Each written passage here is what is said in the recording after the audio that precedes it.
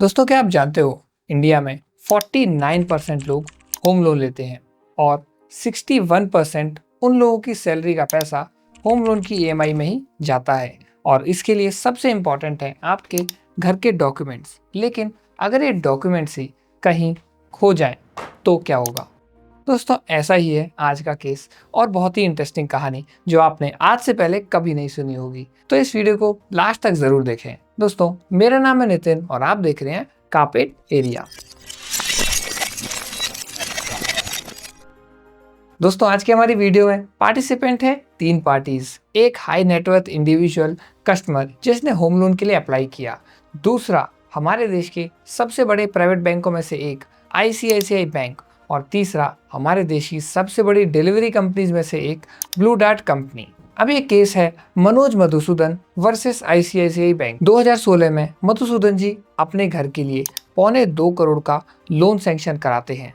किससे? ICICI bank से, जिसकी ईएमआई बनती है 1.72 लाख पर मंथ। अब इस ईएमआई को देते देते वो कुछ ही महीने में सोचते हैं कि क्यों ना मैं अपने इस लोन को क्लोज करा दूं। इससे पहले बैंक उनकी प्रॉपर्टी के ओरिजिनल डॉक्यूमेंट्स की कस्टडी अपने पास रख लेता है। और जब लोन क्लोजर के लिए मनोज मधुसूदन आईसीआईसीआई बैंक जाते हैं तो उनकी इस रिक्वेस्ट के लिए वो अपने ओरिजिनल डॉक्यूमेंट्स डिमांड करते हैं। जो पता चलता है कि ओरिजिनल डॉक्यूमेंट्स ट्रांजिट के दौरान खो गए हैं, जब बैंक उन्हें बैंगलोर में अपने सेफ हाउस भेज रहा था।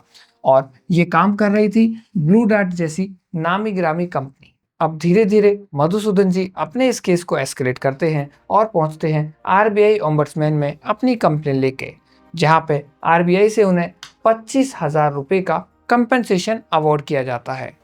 लेकिन 2 करोड़ के घर के पेपर्स खोए हैं और कंपनसेशन मात्र 25,000।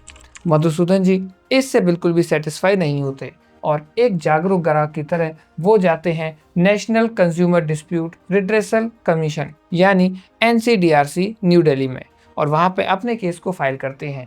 जहां पे 2017 में ये केस लिस्ट होता है और कमीशन इस केस में बताता है कि इसमें कंज्यूमर की कोई गलती नहीं है। कंज्यूमर ने अपने पेपर्स बैंक के हवाले किए थे और बैंक की रिस्पॉन्सिबिलिटी है कि वो किन सर्विसेज को यूज़ करके पेपर्स को एक जगह से दूसरी जगह ट्रांजिट में भेजता है। तो इसकी फुल रिस्पॉन्सिबिलिटी आईसीआईसीआई बैंक की है। और साथ ही कमीशन ऑर्डर पास करता है कि कंज्यूमर को इस केस के अंदर 25 लाख रुपए का कंपेंसेशन मिलेगा और 30 दिन के अंदर अंदर उनको उनके पेपर्स दिए जाएंगे। अब इसी केस में आरबीआई एक और फैसला सुनाता है कि अगर आपके पेपर्स होम लोन लेने के बाद बैंक द्वारा कहीं भी मिसप्लेस होते हैं तो बैंक की जिम्मेदारी है उन पेपर्स को 30 दिन के अंदर वापस मुहैया कराना। और अगर वो ऐसा करने में एक दिन भी डिले होता है तो पर डे 5,000 की पेनल्टी चार्ज होगी बैंक के ऊपर, जब तक वो पेपर्स कस्टमर को प्रोवाइड नहीं कर सकते।